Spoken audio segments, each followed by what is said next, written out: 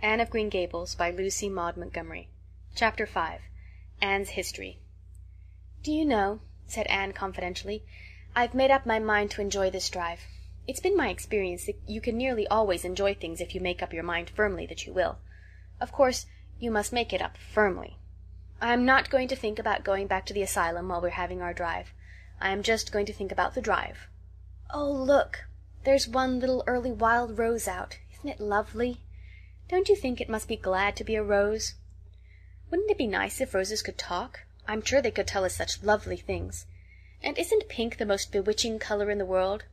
I love it, but I can't wear it. Red-headed people can't wear pink, not even in imagination. Did you ever know of anybody whose hair was red when she was young, but got to be another color when she grew up?" "No, I don't know as I ever did," said Marilla mercilessly. "And I shouldn't think it likely to happen in your case either."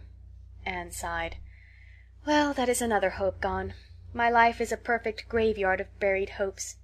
That's a sentence I read in a book once, and I say it over to comfort myself whenever I'm disappointed in anything." "I don't see where the comforting comes in myself," said Marilla. "Why, because it sounds so nice and romantic, just as if I were a heroine in a book, you know. I'm so fond of romantic things, and a graveyard full of buried hopes is about as romantic a thing as one can imagine, isn't it? I'm rather glad I have one. Are we going across the Lake of Shining Waters today?" "We're not going over Barry's Pond, if that's what you mean by your Lake of Shining Waters. We're going by the shore road." "Shore road sounds nice," said Anne dreamily. "Is it as nice as it sounds? Just when you said shore road I saw it in a picture in my mind, as quick as that. And White Sands is a pretty name, too. But I don't like it as well as Avonlea. Avonlea is a lovely name. It just sounds like music. How far is it to White Sands?" "It's 5 miles, and as you're evidently bent on talking you might as well talk to some purpose by telling me what you know about yourself." "Oh, what I know about myself isn't really worth telling," said Anne eagerly. "If you'll only let me tell you what I imagine about myself you'll think it ever so much more interesting." "No, I don't want any of your imaginings. Just you stick to bald facts. Begin at the beginning. Where were you born, and how old are you?"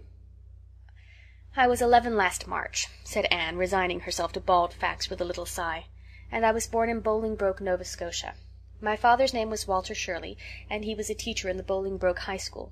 My mother's name was Bertha Shirley. Aren't Walter and Bertha lovely names? I'm so glad my parents had nice names. It would be a real disgrace to have a father named, well, say Jedediah, wouldn't it?" "I guess it doesn't matter what a person's name is as long as he behaves himself," said Marilla, feeling herself called upon to inculcate a good and useful moral. "Well, I don't know." Anne looked thoughtful. "I read in a book once that a rose by any other name would smell as sweet, but I've never been able to believe it. I don't believe a rose would be as nice if it was called a thistle or a skunk cabbage.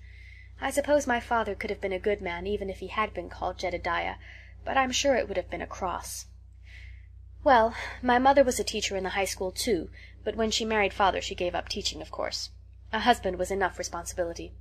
Mrs. Thomas said that they were a pair of babies and as poor as church mice. They went to live in a weeny-teeny little yellow house in Bolingbroke. I've never seen that house, but I've imagined it thousands of times. I think it must have had honeysuckle over the parlor window, and lilacs in the front yard, and lilies of the valley just inside the gate. Yes, and muslin curtains in all the windows. Muslin curtains give a house such an air. I was born in that house. Mrs. Thomas said I was the homeliest baby she ever saw. I was so scrawny and tiny and nothing but eyes, but that mother thought I was perfectly beautiful. I should think a mother would be a better judge than a poor woman who came in to scrub, wouldn't you? I'm glad she was satisfied with me anyhow.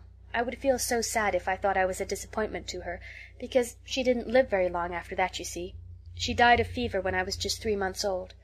I do wish she'd lived long enough for me to remember calling her mother. I think it would be so sweet to say mother, don't you? And father died 4 days afterwards from fever too. That left me an orphan, and folks were at their wits' end, so Mrs. Thomas said, what to do with me. You see, nobody wanted me even then. It seems to be my fate. Father and mother had both come from places far away, and it was well known they hadn't any relatives living. Finally Mrs. Thomas said she'd take me, though she was poor and had a drunken husband. She brought me up by hand. Do you know if there is anything in being brought up by hand that ought to make people who are brought up that way better than other people? Because whenever I was naughty Mrs. Thomas would ask me how I could be such a bad girl when she had brought me up by hand, reproachful like. Mr. and Mrs. Thomas moved away from Bolingbroke to Marysville, and I lived with them until I was 8 years old. I helped look after the Thomas children. There were 4 of them younger than me, and I can tell you they took a lot of looking after. Then Mr. Thomas was killed falling under a train, and his mother offered to take Mrs. Thomas and the children, but she didn't want me. Mrs. Thomas was at her wit's end, so she said, what to do with me.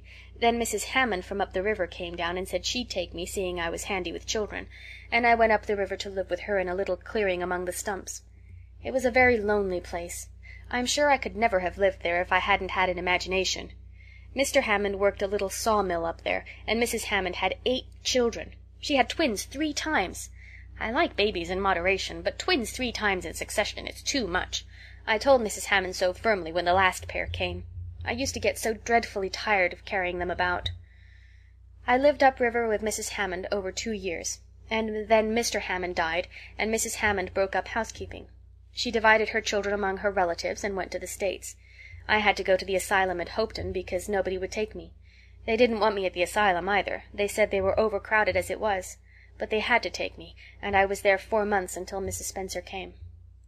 Anne finished up with another sigh, of relief this time.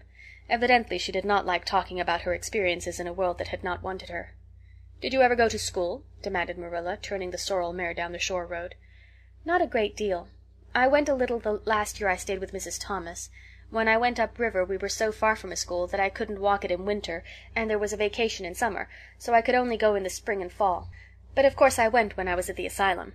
I can read pretty well, and I know ever so many pieces of poetry off by heart.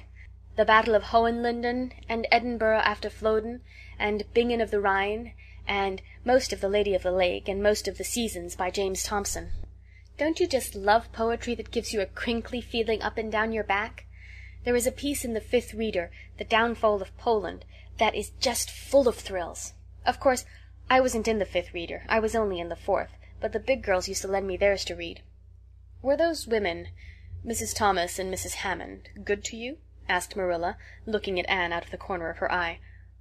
"Oh," faltered Anne. Her sensitive little face suddenly flushed scarlet, and embarrassment sat on her brow. "Oh, they meant to be. I know they meant to be just as good and kind as possible. And when people mean to be good to you, you don't mind very much when they're not quite always. They had a good deal to worry them, you know. It's very trying to have a drunken husband, you see, and it must be very trying to have twins 3 times in succession, don't you think? But I feel sure they meant to be good to me." Marilla asked no more questions. Anne gave herself up to a silent rapture over the shore road, and Marilla guided the sorrel abstractedly while she pondered deeply. Pity was suddenly stirring in her heart for the child. What a starved, unloved life she had had, a life of drudgery and poverty and neglect, for Marilla was shrewd enough to read between the lines of Anne's history and divine the truth. No wonder she had been so delighted at the prospect of a real home. It was a pity she had to be sent back. What if she, Marilla, should indulge Matthew's unaccountable whim and let her stay? He was set on it, and the child seemed a nice, teachable little thing. "She's got too much to say," thought Marilla, "but she might be trained out of that. And there's nothing rude or slangy in what she does say. She's ladylike. It's likely her people were nice folks." The shore was woodsy and wild and lonesome. On the right hand, scrub firs, their spirits quite unbroken by long years of tussle with the gulf winds, grew thickly. On the left were the steep, red sandstone cliffs, so near the track in places that a mare of less steadiness than the sorrel might have tried the nerves of the people behind her. Down at the base of the cliffs were heaps of surf-worn rocks, or little sandy coves inlaid with pebbles as with ocean jewels.